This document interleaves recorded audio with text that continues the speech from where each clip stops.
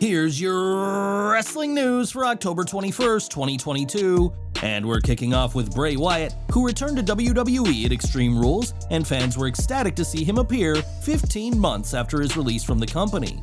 At the time, many people, including WWE loyalist Mick Foley, called out the company for making a bad decision, but he's now back under new management. Last week, Wyatt appeared on SmackDown where he cut a passionate promo to the crowd, and Shawn Sapp reports that Bray has been placed on the internal roster for Team Blue. It was rumored when he returned that Wyatt would appear on both Raw and SmackDown, as he is one of the company's most popular superstars right now, but that isn't what'll be happening. In the same report, Sapp gave an update on Wyatt's situation for tonight's SmackDown, saying that Bray will be on the show, and the Uncle Howdy version of his character will be implemented yet again. Uncle Howdy is what the mask is known by within WWE, and it's a term that WWE recently filed a trademark with the eventual plan to use it on TV. For horror fans, Uncle Howdy is also the same name the possessed Reagan uses for the demon Pazuzu in the Exorcist film, and we doubt this is more than a mere coincidence. Of course, being on SmackDown puts him on course for a match with Roman Reigns, and it has been reported that a title run was part of Bray's agreement to return with Triple H.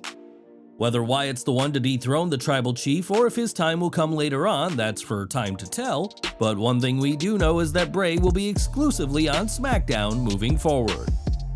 Before a possible match with Wyatt occurs, Reigns will face Logan Paul next month in what will be the main event of WWE Crown Jewel 2022. Paul is undefeated in WWE so far, but is still considered the underdog for this match, but he's training with one of the all-time greats. On WWE's Twitter account, fans saw Paul training with none other than Shawn Michaels, and there's fewer people to learn from better than the Heartbreak Kid. The head of NXT, Michaels is no stranger to winning big on huge shows, such as his WrestleMania 12 Iron Man overtime victory over Bret Hart. It was at WrestleMania 38 that Paul made his in-ring debut, teaming with The Miz to defeat the Mysterios, and later defeated his tag team partner at SummerSlam. Despite this training, Reigns is still the favorite to leave Riyadh as the undisputed WWE Universal Champion, but Logan Paul won't make things easy when the two face off next month. We've got some tragic news as Tristen Nash, the son of Kevin Nash, has died aged 26. Shawn Sapp reported on Twitter that Tristen had recently started working on Kevin Nash's Click This alongside Sean Oliver, and the father and son had enjoyed working together. Responding, Mick Foley called this awful news and hopes that Kevin can find some comfort in his memories with Tristen, while Nash's old Click buddy Sean Waltman said his heart is in a million pieces thinking about his friend. This is horrible news in what has been an especially rough year for Nash, who lost his best friend Scott Hall earlier this year. And we'd like to offer our condolences to the Nash family and Tristen's friends at this awful time. Earlier this week, Ace Steel was fired from AEW due to his role in the All Out fight, where he is alleged to have bit Kenny Omega. Steel is also alleged to have thrown a steel chair that caught Nick Jackson in the eye, so it's not hard to see why many in the company are pleased to be rid of him. Yesterday, we reported that the consensus in AEW is that removing Steel was absolutely necessary, but not everyone is celebrating his departure. Speaking on the latest Grilling JR podcast, Jim Ross regretted seeing Steel lose his job, saying, "He's a smart guy, he has a lot of product knowledge, solid hand. I thought he did a nice job.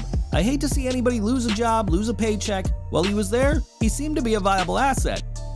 Steel may have been an asset to AEW, but all his goodwill was undone with his all-out actions, and the biter may find that other promotions aren't exactly queuing up to work with him. Steel's departure has for the most part gone down well in AEW, but there are some who think the writing was on the wall. Last week, Steel tweeted a gif of the Blues Brothers which included Aretha Franklin singing about freedom, leading some to believe he knew he was gone. That isn't the case, as on the Wrestling Observer forums, Dave Meltzer said that Steel didn't think he would be released and in fact thought the opposite. Meltzer added that Steel was surprised that he had been released from AEW, and there's no word on what he'll do or where he'll go next. While Ace Steel was an accomplished trainer and producer, this backstage fight may be what defines his career in wrestling, and the now former AEW employee believed that things would eventually blow over. Tomorrow night, NXT will host their annual Halloween Havoc event, a show that Austin Theory may be on. During NXT, Theory teased cashing in his Money in the Bank briefcase in the NXT Championship Triple Threat, but he may not be the only main roster star around. Sitting down with Bill Apter, Apollo Crews was asked if Bray Wyatt could be at Halloween Havoc, and said that it is a possibility.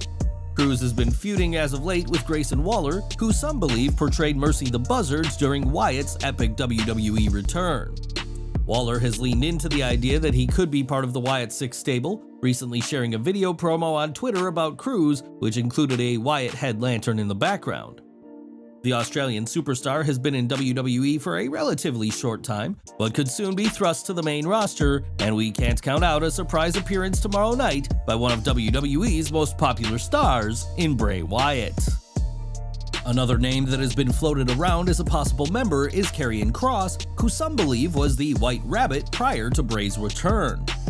Kross had been considered by some to be the White Rabbit, as he used that name in Lucha Underground, and when asked by Louis Dangoor, said he'd consider joining the Wyatt Six if the fans really want that. To be fair, Kross has done exceptionally well with just Scarlett by his side since returning to WWE, and boasts a perfect 2-0 record since being rehired.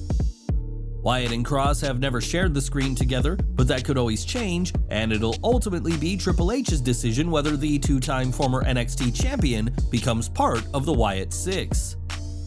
If you're one of the 2.2 million people who follow Hulk Hogan on Twitter, you'll know that the Hulkster has had plenty to say since joining the platform in August 2010. Hogan's posts on social media are often promoting his meet and greet appearances or his beach shop in Clearwater Beach, Florida, but now his most infamous tweet is a thing of the past. In October 2011, Hogan fired off a tweet to those fans he considers marks, which reads, "Good night, Hulkamaniacs and jabroni marks without a life that don't know it'll work when you work a work and work yourself into a shoot, marks." As people went to check this week, though, to mark the tweet's anniversary, they discovered that the Hulkster has deleted this particular tweet. David Bixenspan reports that the tweet was deleted sometime between September 3rd and September 23rd, and while no reason has been given, fans are sad to see this Hogan meme gone for good. From a legend of wrestling to a relatively fresh face, as Darby Allin is continuing to wow fans with his performances for AEW. The former TNT champion has competed in several high-profile matches for AEW and is considered one of the four pillars of the company, but has plans to not be on screen. Speaking during the latest episode of The Sessions, Allin told AEW's newest signing Renee Paquette about his desire to leave AEW TV so that fans will miss him. Sometimes in wrestling you have to go away for people. I think people take a lot of wrestlers for granted with the shit they do in the ring. There have been times I haven't been off AEW since I started. I've had a 2 or 3 week break, but I haven't been gone for more than a month since AEW started. There was a time in the spring where I felt like I needed to disappear. I remember a moment last year. It was the Casino Ladder match. The people on the ladder were Jon Moxley and Hangman Page. Hangman just came back from having a kid, and the crowd in Philly was turning on Jon. It was weird. The fans were like, "Come on, Hangman." I was like, these fans don't give a shit. I never thought the fans were going to boo Jon ever. Then Jon went off, came back, and he's been on this crazy run. There's an old saying that absence makes the heart grow fonder, and it appears to be a belief that Allin subscribes to. With AEW facing multiple top stars being suspended or injured, now is not an ideal time for him to disappear, but fans should appreciate the face-painted risk-taker while he's still on our screens. Back to WWE, and since returning in 2008, R-Truth has played a fun-loving babyface, except for one brief run as a heel in 2011. A two-time former US champion, Truth has since dropped down WWE's card and can now be found competing for the WWE 24/7 title, but that could all change very soon.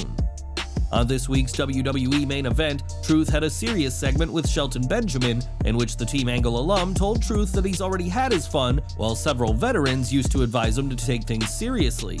Benjamin spoke about his own career, saying that he used to be known as the gold standard, and now he's, quote, "just Shelton." Like Truth, Benjamin has also fallen down the card, as he is a former Intercontinental and US champion who now very rarely appears on Raw. Benjamin and Truth began teaming together recently and are even listed as an official team internally in WWE, and it looks like the pair will be a more serious duo moving forward. And we're ending today with CM Punk, who hasn't been on AEW TV in months due to the ongoing investigation into the All Out Brawl. This week, Punk's trainer Ace Steel lost his job with AEW, and while Punk's own fate is uncertain, Brian Cage is having fun at the former WWE champion's expense. On Twitter, Cage shared a couple of pictures of his elbow drop and called it the Better Than Punk elbow drop. Cage may have spent much of his AEW tenure off TV, even earning heat from his wife's comments, but he is back on the show and hitting elbows, which is more than can be said for the problematic former AEW World Champion. Well guys, that's our news for today. Please share your comments below. Also hit the like button, subscribe to our channel, and hit the bell icon to receive all notifications. And as always, thanks for watching.